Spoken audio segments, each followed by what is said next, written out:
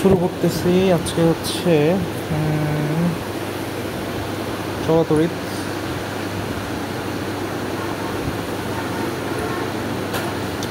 তো তোমার যতটুকু পড়াইছিলাম এরপর থেকে আমরা যদি শুরু করি, সেটা হচ্ছে তো শুরু হচ্ছে তোমার ওহমের সূত্র থেকে, যেটা তুমি 9-10-এ অলরেডি পড়ছো।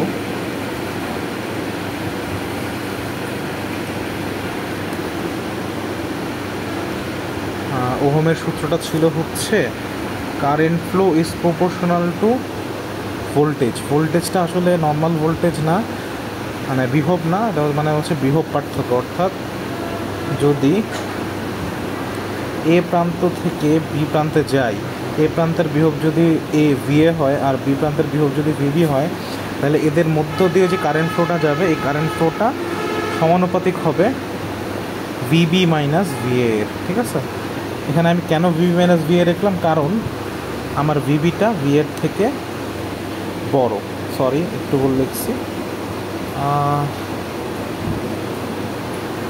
ভিবি মাইনাস ভিএ না, ভিএ মাইনাস ভিবি হবে। ঠিক আছে, এটা কেন লিখলাম, কারণ ভিএটা হচ্ছে আমার ভিবি থেকে বড়। এই জিনিসটা আমি কেমনে বুঝলাম, কারণ কারেন্ট ফ্লো সবসময় উচ্চ বিভব থেকে নিম্ন বিভবের দিকে যায়। ঠিক আছে, এটা দেখে আমি বলতে পারি যে ভিএটা ভিবির থেকে বড় হবে and VA is proportional to VB. যাই হোক, এগুলো তো বুঝলা আপাতত। তো মেইনলি আমার চলে আসা হচ্ছে যে current flow is proportional to voltage difference, অর্থাৎ মানে তড়িৎ প্রবাহ হচ্ছে বিভব পার্থক্যের সমানুপাতিক। সমান সাইন যদি লিখতে চাই, সেখানে ভি ইকুয়ালস টু আইআর চলে আসে। এই সূত্রটা তুমি আগে থেকে জানো, এটা হচ্ছে ওহমের মেইন সূত্র আর কি। ঠিক আছে, আচ্ছা, তো এই সূত্রটা কীভাবে কাজে লাগে, ধরো এখানে তোমার একটা রোধ আছে, যার রোধ হচ্ছে আর আর রোধ আছে এখানে একটা। এখানে যদি আই তড়িৎ প্রবাহ হয় এবং দুই প্রান্তের বিভব পার্থক্য যদি ভি হয়, সেই ক্ষেত্রে এই সূত্রটা অ্যাপ্লাই করা যায় আর কি। এগুলো তুমি অলরেডি বুঝো। তো আমরা চলে যাই রোধের সিরিজ বা সমান্তরাল কম্বিনেশনে, যেটাকে রোধের সমবায় বলছো তোমার এখানে।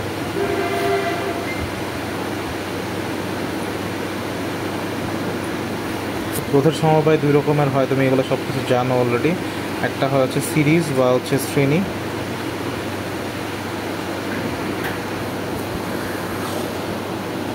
শ্রেণীতে থাকলে কি হয়,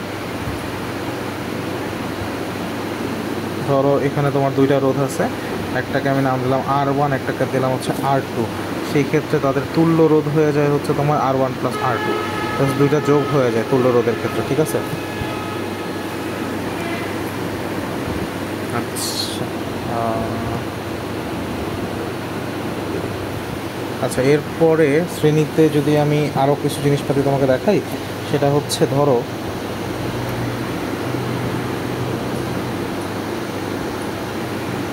এই দুই প্রান্তের বিভব পার্থক্যকে আমি V1 বললাম, আর এই দুই প্রান্তের বিভব পার্থক্যকে আমি V2 বললাম। এই বিভব পার্থক্যগুলো কি মিন করে, এই বিভব পার্থক্যগুলো মিন করে হচ্ছে তোমার ভোল্টেজ ড্রপ। ভোল্টেজ ড্রপ মানে কি, এই V1 মানে হচ্ছে এই R1 রোধটাকে, এই কারেন্টটা পাস করতে কি পরিমাণ ভোল্টেজ খরচ করে ফেলছে, এই জন্য এটার নাম হচ্ছে ভোল্টেজ ড্রপ। অর্থাৎ ধরো এখানে 12 ভোল্ট ছিল, এখান থেকে সে যখন এই পয়েন্টে আসছে, ধরো সে 10 ভোল্ট হয়ে গেছে। এখান থেকে যখন এই পয়েন্টে আসছে, ধরো সে 5 ভোল্ট হয়ে গেছে। অর্থাৎ সেই ক্ষেত্রে আমার V1 হয়ে যায় কত, 2 ভোল্ট, আর V2 হয়ে যায় হচ্ছে 5 ভোল্ট। অর্থাৎ এই R1 রোধটা হচ্ছে 2 ভোল্ট ভোল্টেজ খরচ করে ফেলছে, এটাই হচ্ছে তার ভোল্টেজ ড্রপ। V2 এটা হচ্ছে তোমার R2 রোধটাকে পার করতে কতটুকু ভোল্টেজ খরচ হয়েছে। ঠিক আছে, এক্ষেত্রে V2 হচ্ছে কত, 5 ভোল্ট। তাহলে আশা করি বুঝতে পারছো যে ভোল্টেজ ড্রপ জিনিসটাও কি বোঝায়। আচ্ছা, আমি এগুলো মুছে দিচ্ছি। এখন আমাকে কয়েকটা জিনিস জানা লাগবে, শ্রেণীতে আসলে কি হয়। এখান থেকে দেখে আমরা কিছুটা আন্দাজ করতে পারতেছি যে শ্রেণীতে একটা জিনিস খেয়াল করে দেখো, যে এই তারের মধ্য দিয়ে যে কারেন্ট ফ্লোটা যাচ্ছে, এখানেও সেম কারেন্ট ফ্লোটাই যাবে, এখানেও সেম কারেন্ট ফ্লোটাই যাবে। অর্থাৎ শ্রেণীতে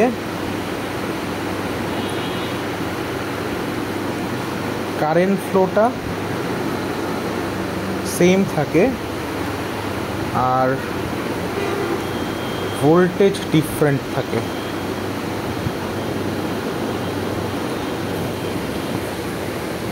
বুঝতে পারছো? শ্রেণীতে হচ্ছে কি কারেন্ট ফ্লোটা হচ্ছে সেম থাকে, ভোল্টেজটা ডিফারেন্ট থাকে। কারেন্ট ফ্লোটা সেম থাকে সব সময়, যে যতক্ষণ না তুমি তার চেঞ্জ করতেছো। তার সেম হলে, তার যদি একই থাকে, একটা সিঙ্গেল তারের মধ্যে দিয়ে সবসময় একটা সিঙ্গেল তড়িৎ প্রবাহই প্রবাহিত হতে পারে। যদি 1 অ্যাম্পিয়ার যায় 1 অ্যাম্পিয়ারই থাকবে। এটা তারটা যতক্ষণ না তুমি চেঞ্জ করতেছো, নতুন কোনো তারের সাথে যুক্ত না করতেছো, অর্থাৎ আমি বোঝাতে চাচ্ছি, যত ধরো তার এখানে এরকম ধরো ডিভাইড হয়ে গেছে, ঠিক আছে, তারটা ধরো এরকম 3 ভাগে ভাগ হয়ে গেছে, তখন হচ্ছে গিয়ে এখানে নতুন নতুন তুমি কারেন্ট ফ্লো বের করতে পারবা, ঠিক আছে। কিন্তু যতক্ষণ না পর্যন্ত তারটা তুমি চেঞ্জ করতেছো, সব জায়গায় একই তড়িৎ ফ্লো পাবা, কারেন্ট ফ্লো পাবা আর কি। এই হচ্ছে কাহিনী এখানকার। আচ্ছা, আরও কয়েকটা জিনিস তোমাকে শেখাই। সেটা হচ্ছে ধরো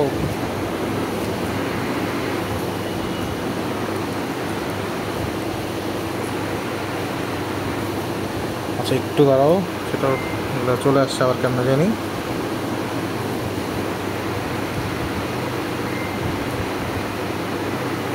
ধরো ওদের প্রত্যেকের রোধই যদি আর হয়, সেক্ষেত্রে তাদের তুল্য রোধ কত বলতো? 3R বলতো না? তাহলে সেইমভাবে আমি ধরতেছি এখানে এন সংখ্যক তোমার হচ্ছে রোধ আছে, প্রত্যেকটার রোধের মানই একই আর, ঠিক আছে। সেই ক্ষেত্রে তুল্য রোধ কত হবে? এখানে 3টা রোধ ছিল দেখে এটা 3R হয়েছে, তাহলে এখানে এন সংখ্যক রোধ থাকলে এটা NR হবে না? তাহলে তুল্য রোধ কত হবে? এখানে NR, যতটা রোধ তার গুণফলের সমান হবে। ঠিক আছে, আশা করি এইটুকু বুঝতে পারছো। এইটুকু বুঝলেই আপাতত চলবে। এরপরে আমরা চলে যাই হচ্ছে প্যারালালে থাকলে কি হয়, বা সমান্তরালে থাকলে কি হয়।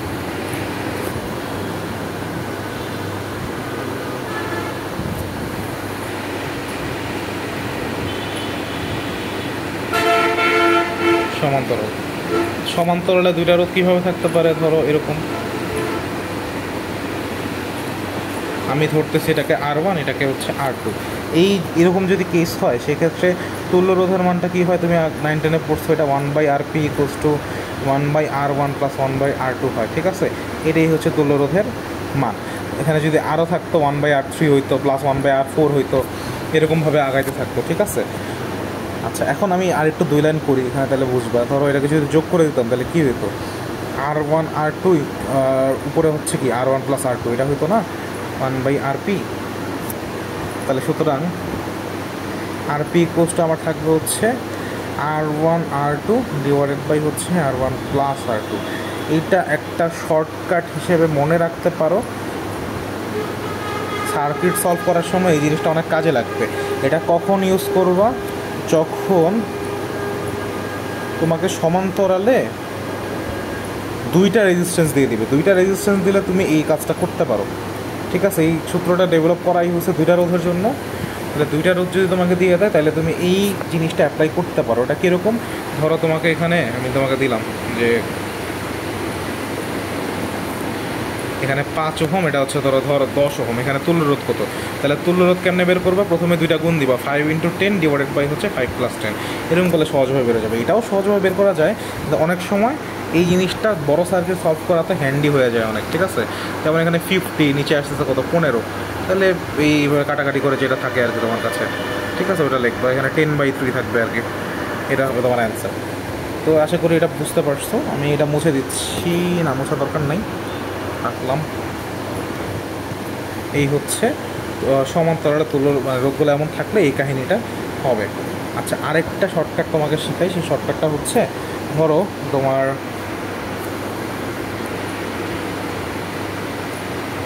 দুইটা দিয়ে আগে দেখাই, তারপরে বাকিটা তুমি নিজেই বুঝবা। ধরো ওর তুল্য রোধ আর, ওর তুল্য রোধ আর। সেক্ষেত্রে RP আমার কি হইতো? এই যে R × R / হচ্ছে R + R হইতো। তার মানে কি আসতেছে? এখানে R × R, নিচে আসতেছে হচ্ছে 2R। তাহলে একটা আর একটা আর যদি কেটে দাও, তাহলে কি থাকে? R/2 থাকতেছে না?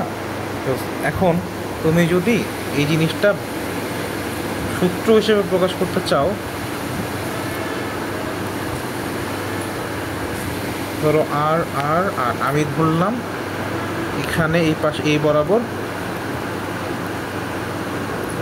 এম সংখ্যক হচ্ছে রোধ আছে, ঠিক আছে। এম সংখ্যক রোধ যদি থাকে এবং তাদের প্রত্যেকের মান যদি একই হয়, সেই ক্ষেত্রে তাদের তুল্য রোধের মান হবে আর ডিভাইডেড বাই এম। এটা তুমি শর্টকাট হিসেবে মনে রাখতে পারো, অ্যান্ড সিকিউতেও এটা ইউজ করতে পারবা, বাট দরকার নেই করার। এটা ধরো এমসিকিউতে কোনো সার্কিট দিলে ইজিলি সলভ করতে পারবা, ঠিক আছে। যেমন ফর এক্সাম্পল তোমাকে যদি আমি বলি এখানে যে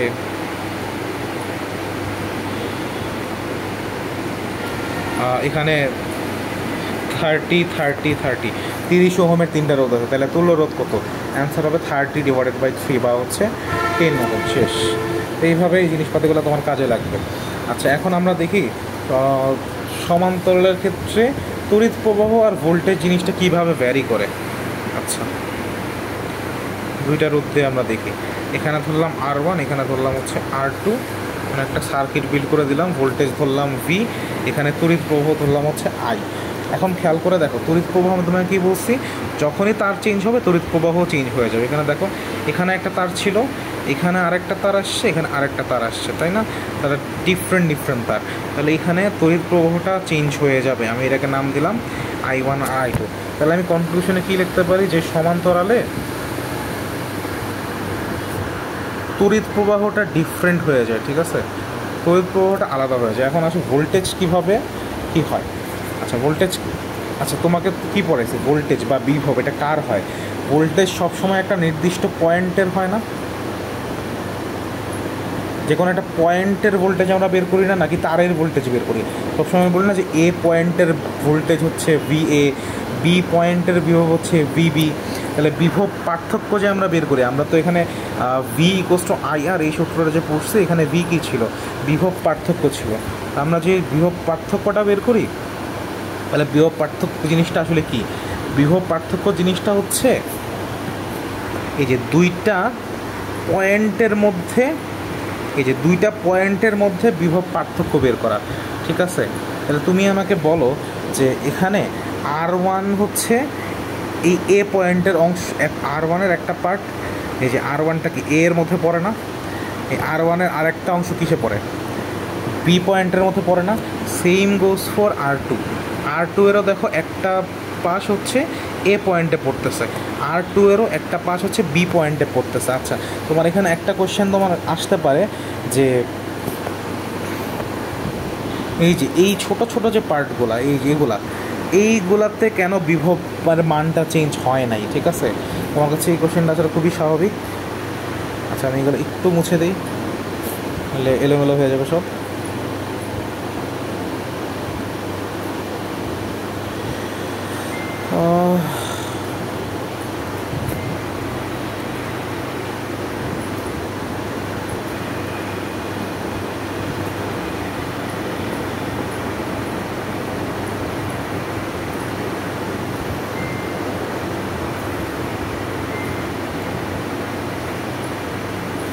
আচ্ছা, আমি তোমাকে কি বলছি যে এইটা ধরলাম আমি এ পয়েন্ট, এটাকে ধরলাম আমি বি পয়েন্ট, আর তোমাকে বলে দিচ্ছি এখানে R1 একটা রোধ আছে, R2 একটা রোধ আছে। তোমাকে বলছি যে আমি এই যে R1-এর একটা প্রান্ত এ বিন্দুতে অবস্থিত, R1-এর আরেকটা প্রান্ত বি বিন্দুতে অবস্থিত, ঠিক আছে।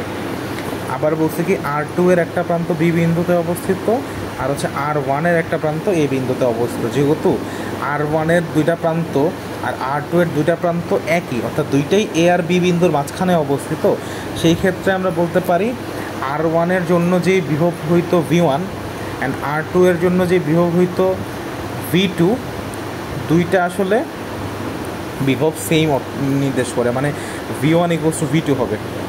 তো কনক্লুশনে আমরা আসতে পারি যে সমান্তরালে হচ্ছে বিভব পার্থক্যটা সেম হয়। আচ্ছা, তোমাকে বলছি তোমার কী কোশ্চেনটা এখানে আসতে পারে, কোশ্চেন আসতে পারে হচ্ছে যে আমি কেন অনলি এই দুইটা পয়েন্ট কনসিডার করলাম, কেন R1-এর দুই প্রান্ত আমি এই দুইটা প্রান্ত বললাম না, R2-এর এই দুইটা প্রান্ত কেন আমি এই দুই প্রান্ত আমি কেন বললাম না। তার কারণ হচ্ছে যখন হচ্ছে মানে বিভবটা কি হয়, বিভব মানে কি, বিভব মানে হচ্ছে তোমার এই সার্কিটটা পার করতে যে শক্তিটা লাগে ওইটাই হচ্ছে বিভব। তাহলে জিনিসটা হচ্ছে এই তারের মধ্যে দিয়ে আপাতত আমরা কনসিডার করে নেই যে তারের মধ্যে কোনো বাধা বা রোধ আসলে নাই, ঠিক আছে। আসলে মানে রিয়েল লাইফে থাকে, বাট থিওরিটিক্যালি আমরা যখন ম্যাথগুলো করি আমরা এখানে অ্যাজিউম করে নেই যে তারের মধ্যে কোনো রোধ আসলে নাই। যদি তারের মধ্যে কোনো রোধ না থাকে, অর্থাৎ কোনো কাজ করতে যদি আমাকে না হয়, নো ওয়ার্ক, তাইলে বিভবের মানটাও কি জিরো হয় না? অর্থাৎ চলে গেল। অর্থাৎ আমার এই বিন্দু থেকে এই যে, অর্থাৎ এই যে এই বিন্দু থেকে একটা ভালো কালি নেই, এই যে ধরো এই বিন্দু থেকে আমি এই বিন্দুতে আসলাম, ঠিক আছে, কোনো কাজ করতে হয়নি। অর্থাৎ এই বিন্দুর বিভব, এই প্রত্যেকটা বিন্দু যে আমি দাগায় রাখতেছি, এই প্রত্যেকটা বিন্দুর বিভব আসলে সেম বিভব। এইটাকে যদি আমি এ প্রান্ত বলি, এরা প্রত্যেকেই একটা একটা এ বিন্দু, ঠিক আছে, প্রত্যেকেই এ বিন্দু এখানের, বুঝতে পারছো?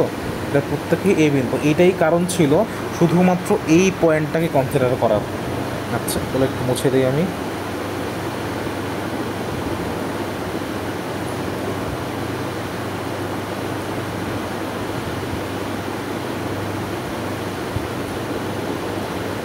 এই পাশের ক্ষেত্রেও সেম কেস, যে আমার কারেন্টটা এই পয়েন্টে আসতে যতটুক, মানে অর্থাৎ দেখো এখানে একটা রোধ পাইছে, রোধ হচ্ছে বাধা পাইছে, ঠিক আছে। এটা যদি এ পয়েন্ট হয়, আমার এইটাও এ পয়েন্ট, কোনো বাধা নাই, এটাও এ পয়েন্ট বলতে পারবো, কোনো বাধা নেই। যখনই হচ্ছে একটা রোধ পাইছি, এই যে রেজিস্ট্যান্স পাইছে, এখন আমার একটা বাধা পাইছে এখানে, তো কারেন্টটা ভোল্টেজটাকে না কমায় এখান থেকে যেতে পারবে না। এখানে অবশ্যই একটা ভোল্টেজ ড্রপ হবে, ঠিক আছে, এখানে একটা ভোল্টেজ ড্রপ হবে। ভোল্টেজ ড্রপ হইলে এই এ পয়েন্ট আর এ পয়েন্ট থাকবে না, নতুন একটা পয়েন্ট টার্ন করবে, এটা হচ্ছে বি পয়েন্ট। এখানে আর কোনো বাধা নেই, এটাও বি পয়েন্ট, এটাও বি পয়েন্ট, এইটাও আমার বি পয়েন্ট। এই হচ্ছে কারণ যে আমি এই দুইটা পয়েন্টকে আমি এখানে কনসিডার করছি, অর্থাৎ R1 আর R2 দুইটাই একই বিন্দুর মধ্যে অবস্থিত হচ্ছে। আশা করি বুঝতে পারছো সমান্তরালের কাহিনী।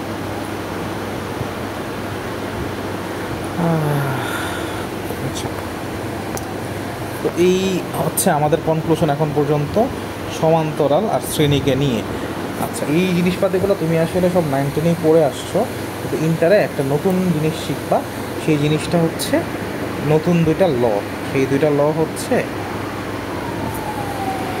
এর মধ্যে একটা ল নাম হচ্ছে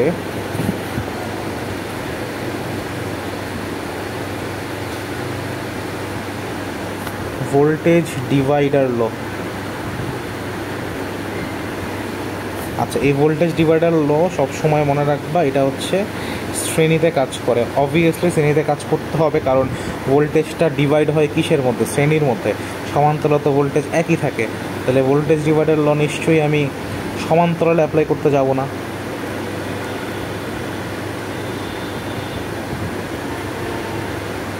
তাহলে ভোল্টেজ ডিভাইডার ল কিসে অ্যাপ্লাই করা যাবে? শ্রেণীতে অ্যাপ্লাই করা যাবে। জিনিসটা কীরকম? ধরো এখানে R1 আছে, R2 আছে, তাদের মধ্যবর্তীতে I কারেন্টটা পাস করতেছে। এখানে ব্যাটারি ভোল্টেজ যদি আমি V ধরে নেই, সেক্ষেত্রে আমি ভোল্টেজ ডিভাইডার ল দিয়ে এই দুই প্রান্তের প্রত্যেকটা রোধের ভোল্টেজ ড্রপটা আমি বের করতে পারবো, ঠিক আছে। তো ভোল্টেজ ড্রপ কীভাবে বের করে? সূত্র হচ্ছে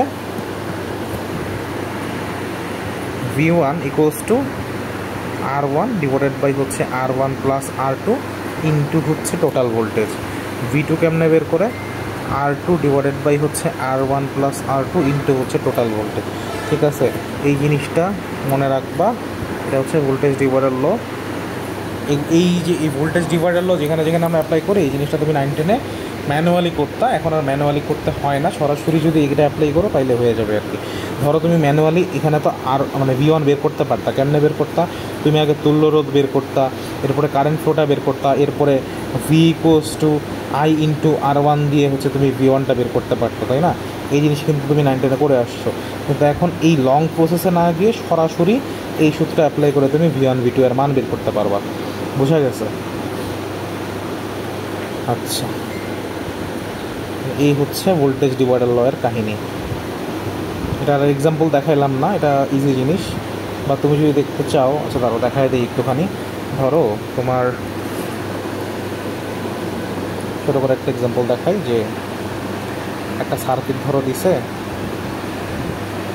2 ওহম আর 3 ওহমের একটা সার্কিট ধরো দিচ্ছে, ঠিক আছে, এবং 10 ভোল্টের একটা ব্যাটারি দিচ্ছে, এখানে একটা আই কারেন্ট যাচ্ছিল।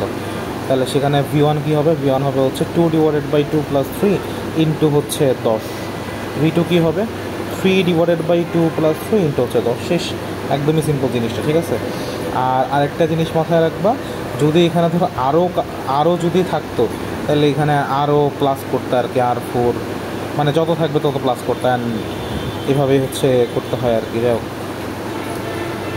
মানে তোমার নিচে এই যে এই পার্টটা R1 + R2 যে তোমাকে লিখে দিচ্ছি, এখানে R1 + R2 লিখছি কারণ হচ্ছে 2টা রোধ ছিল, যদি 5টা রোধ থাকে তাহলে R5 পর্যন্ত যোগ করা লাগতো, এই আর সিম্পল জিনিস।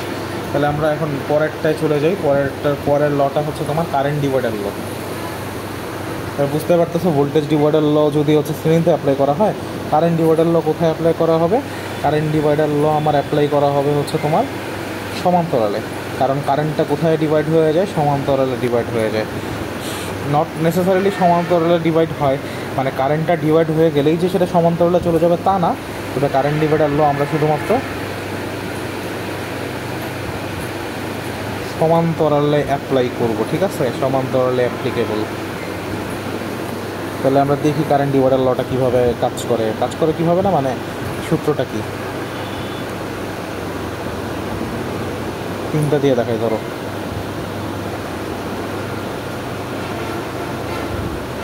এখানে ধরো R1 আছে, এখানে ধরো R2 আছে, এখানে ধরো R3 আছে, ঠিক আছে। এখানে ধরো V ভোল্টেজ কাজ করতেছে। তাহলে এখানে যদি আমার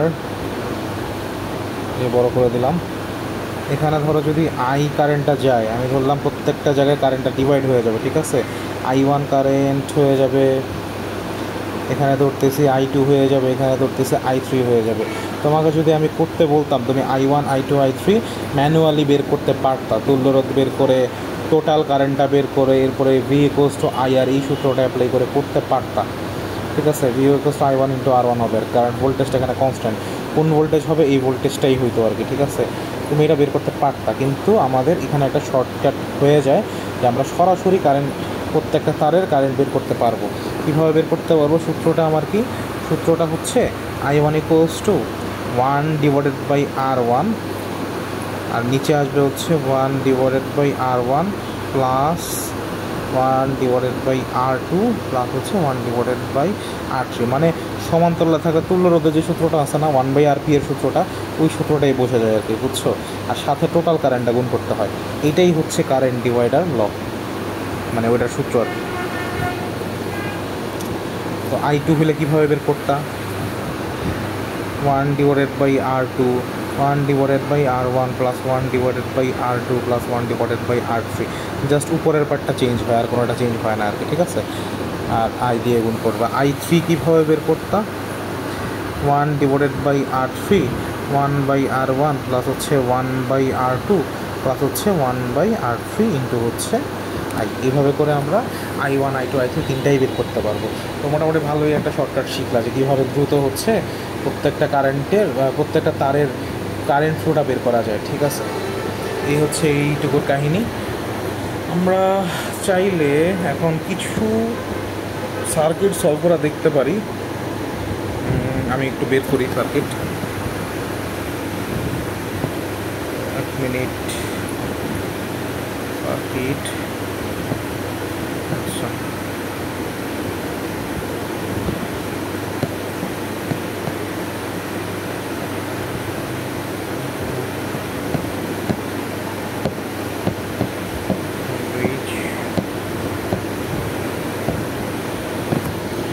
যেমন একটা সার্কিট তোমাকে দেখাই।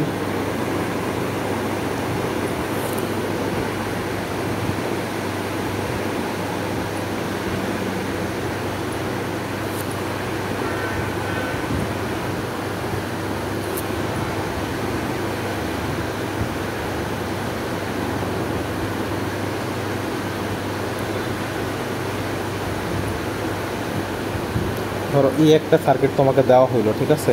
তোমাকে বলা হইলো যে এই সার্কিটটা সলভ করো। এই সার্কিটটা আমরা কীভাবে সলভ করবো? সার্কিট সলভ করা বলতে মানে তুল্য রোধ কত, মানে আর ইকুইভ্যালেন্ট রোধ কত জিজ্ঞেস করলো। তো তুমি সেটা সরাসরি এসে পড়ালে ভালো হতো, বাট আপাতত একটা সার্কিটই দেখাবো, বেশি দেখাবো না আজকে। সার্কিট তোমাকে কালকে আমি এসে তোমাকে দেখাচ্ছি। তো আচ্ছা, এই সার্কিটটা সলভ করার নিয়ম হচ্ছে, ও শ্রেণীতে আছে, এই দুইটা রোধ কি শ্রেণীতে আছে নাকি সমান্তরালে আছে এইটা আমরা দেখে বুঝতেছি না, ঠিক আছে। এই জিনিসপাতিগুলো বোঝার উপায় হচ্ছে পয়েন্ট দিয়ে অ্যানালাইসিস করা, ঠিক আছে। ধরো এই যে এই পয়েন্টটা যেখানে আমি শুরু করতেছি, ধরো এই পয়েন্ট থেকে, এটাকে আমি যদি এ পয়েন্ট বলি, দেখো তো এই যতক্ষণ না পর্যন্ত আমি বাধা পাচ্ছি ততক্ষণ পর্যন্ত প্রত্যেকটাকেই কি এ পয়েন্ট বলা যায় না? আমি তোমাকে একটু আগে শিখেছি যে সমান্তরাল করার সময় যতক্ষণ পর্যন্ত বাধা না পাবো ততক্ষণ পর্যন্ত আমি এ পয়েন্ট বলবো, ঠিক আছে। তার মানে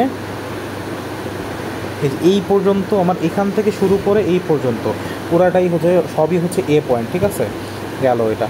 এরপরে যদি আমি আসি বি পয়েন্ট নিয়ে, আচ্ছা বি পয়েন্ট তো কোথায় হবে, দেখো এই যে এ পয়েন্ট না, এ পয়েন্ট থেকে আমি একটা বাধা পাইছি, রোধ পাইছি, রোধ পাওয়ার পরে যে পয়েন্টটা পাচ্ছি সেই পয়েন্টটাকে আমি নাম দিলাম বি পয়েন্ট।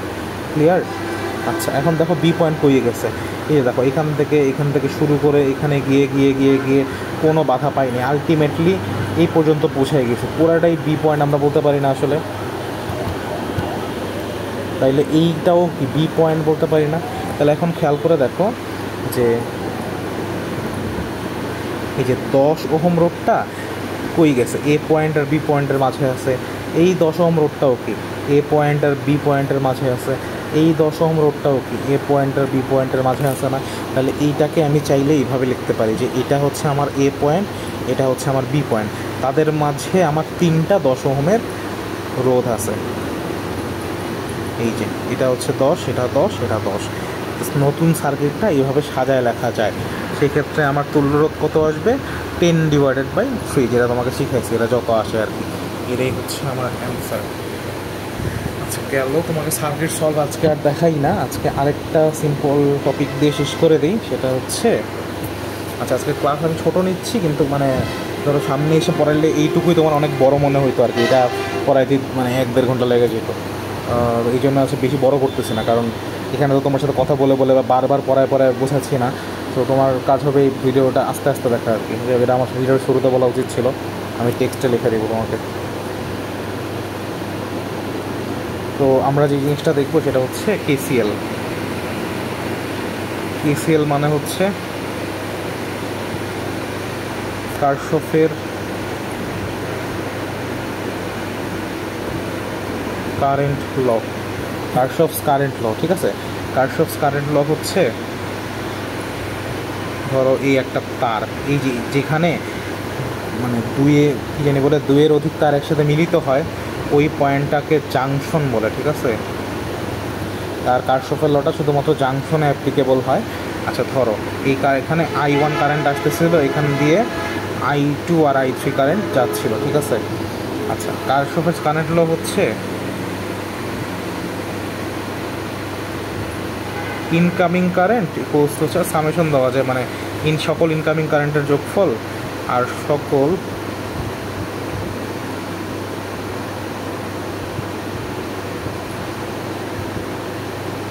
আউটগোয়িং কারেন্টের যোগফল, এটা সমান হয়, ঠিক আছে। তাহলে কি ইনকামিং কারেন্ট আর আউটগোয়িং কারেন্ট এই যে যোগফল সমান। তো এইটার জন্য, এই কেসটার জন্য যদি আমরা কারশফের কারেন্ট ল অ্যাপ্লাই করি তাহলে কী হবে? এখানে ইনকামিং কারেন্টটাকে বলো তো, এইটা না I1 হচ্ছে ইনকামিং কারেন্ট, আউটগোয়িং কারেন্টকে বলো তো I2 I3, যে দেখো এই জাংশন থেকে বের হয়ে যাচ্ছে এরা, এটা দেখো জাংশনের ভিতরে ঢুকতেছে, জাংশন থেকে বেরোচ্ছে, জাংশন থেকে ঢুকতেছে, জাংশনে ইনকামিং কারেন্ট ইকুয়ালস টু জাংশনে আউটগোয়িং কারেন্ট। তাহলে ইনকামিং কারেন্ট কি I1, আউটগোয়িং কারেন্ট কি I2 আর I3, ঠিক আছে।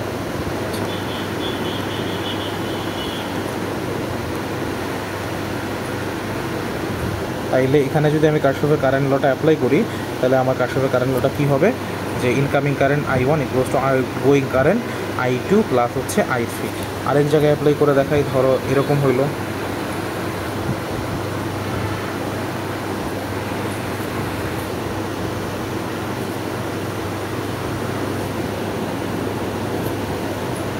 এটা ধরো I1, এটা ধরো I2, এটা ধরো I3, এটা ধরো I4, এটা I5। এখানে ইনকামিং কারেন্ট কে খেয়াল করো, যে কে জাংশনের ভিতরে ঢুকতে চাচ্ছে, এই যে ওর জাংশনের ভিতরে ঢুকতে যাচ্ছে, ও জাংশনের ভিতরে ঢুকতে যাচ্ছে, এই যে I3ও কিন্তু জাংশনের ভিতরে ঢুকতে যাচ্ছে, ঠিক আছে। তাহলে এখানে ইনকামিং কারেন্ট আমি তিনটা পেলাম, I1 I2 I3। তাইলে এটা হচ্ছে আমার একটু দাঁড়াও, মুছে গেছে, I5। আচ্ছা, তাহলে ইনকামিং কারেন্ট আমি কাকে পাইলাম, I1 প্লাস হচ্ছে I2 প্লাস হচ্ছে I3 ইকুয়ালস টু, দেখো বের হচ্ছে কে কে, I4 আর I5, এটা ছাড়া আর কেউ আউটগোয়িং কারেন্ট নাই। তাহলে ইকুয়ালস টু আমার ইকুয়ালস টু কী হবে, I4 প্লাস হচ্ছে I5। এই হচ্ছে আমার কারশফের কারেন্ট ল। তো আজকে এই পর্যন্ত রাখতেছি, আবার কালকে আসতেছি তোমার বাসায়।